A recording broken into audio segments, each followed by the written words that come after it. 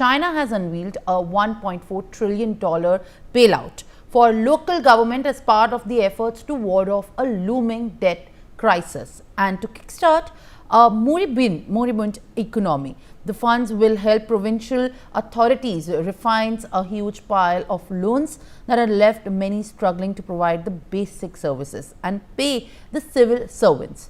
The widely expected announcement followed a 5-day meeting of China's rubber stamp parliament.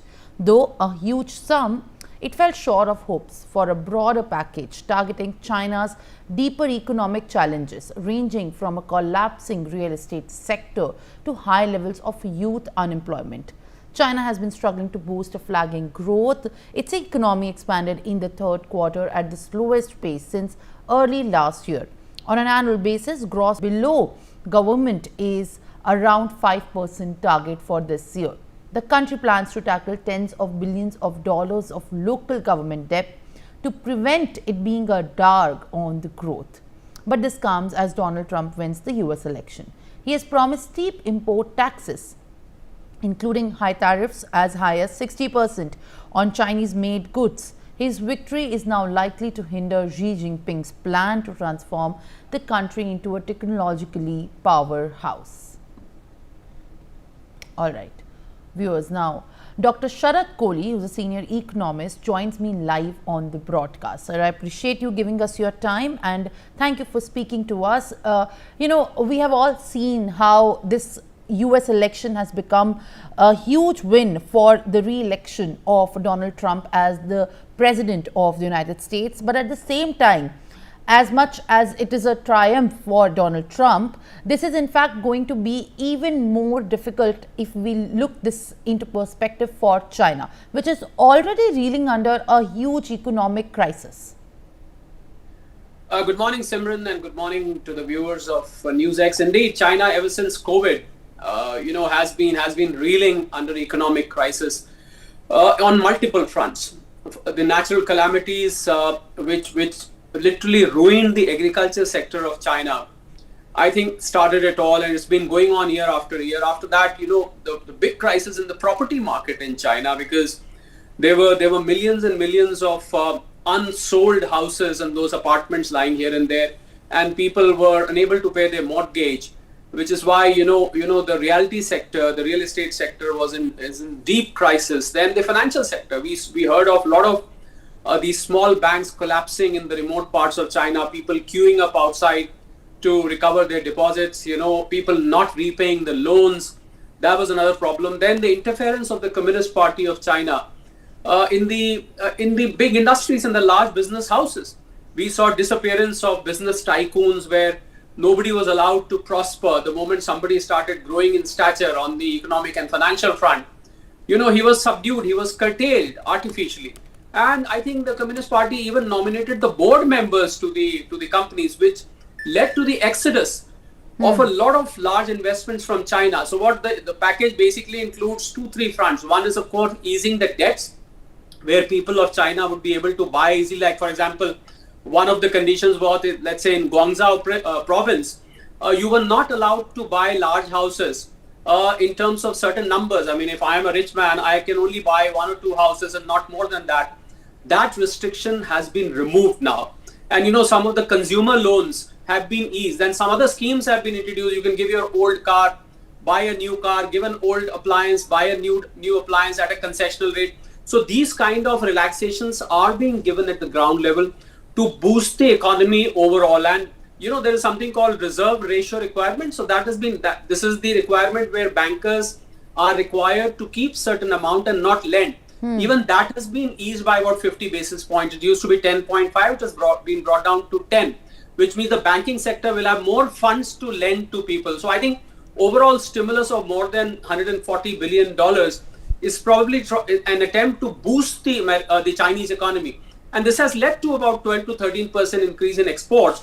But yes, as you rightly said, I think the big challenge for China now is going to come from the US, because President Trump is definitely not one of the best fans of China. And he's known for imposing tariffs on China. So if these tariffs come in, I'm sure China is in for tough times despite the stimulus package, Simran.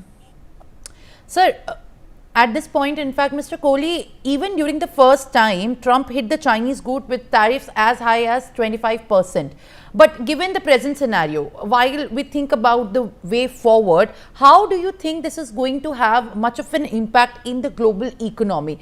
Given the fact that world's biggest economies will not be in a good relationship when we talk about China and the US, given the kind of situation that's presently here and what we can expect from here, it is in fact unlikely that there is going to be any respite for China, and that's going to even have a great impact on how the global economy looks like.